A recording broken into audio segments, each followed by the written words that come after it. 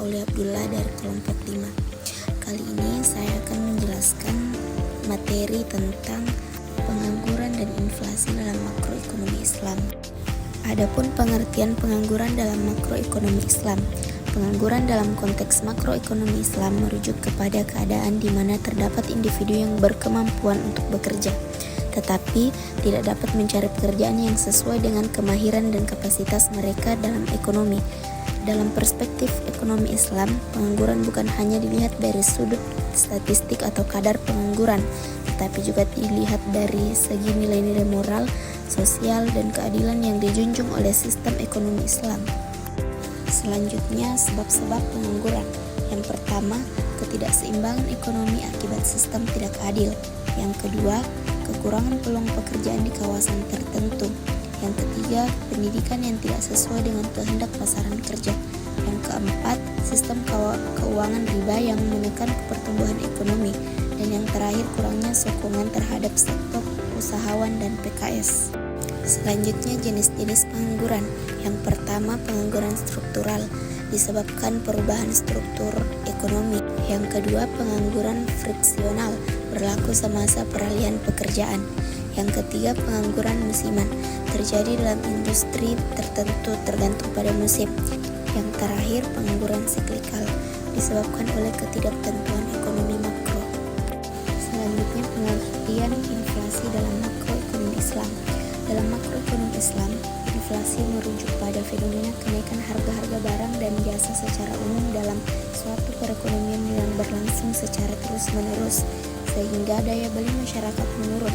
Namun, dalam konteks ekonomi Islam, inflasi dianalisis dalam perspektif yang tidak hanya mengacu pada mekanisme pasar, tetapi juga pada prinsip-prinsip syariah.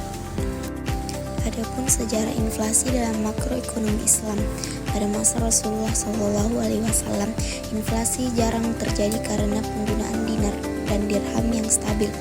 Peningkatan harga terjadi karena kelangkaan barang, namun praktik seperti ikhtiar dilarang. Pada masa Khulafaur Rasyidin, inflasi terjadi selama tahun kekeringan era Umar bin Khattab. Diselesaikan dengan distribusi bahan pangan dari wilayah lain. Sistem ekonomi berbasis sektor real menjaga stabilitas nilai mata uang. Masa dinasti Umayyah dan Abbasiyah, penggunaan mata uang campuran logam murah menurunkan nilai uang dan memicu inflasi. Peningkatan pengeluaran negara dan pajak juga menyebabkan tekanan inflasi. Adapun penyebab inflasi, sistem riba atau bunga meningkatkan jumlah uang tanpa dukungan sektor real memicu inflasi. Spekulasi dan penimbunan barang atau ikhtiar menurunkan pasokan barang di pasar dan mendorong kenaikan harga. Ketidakseimbangan sektor moneter dan real, uang beredar lebih cepat daripada produksi barang dan jasa.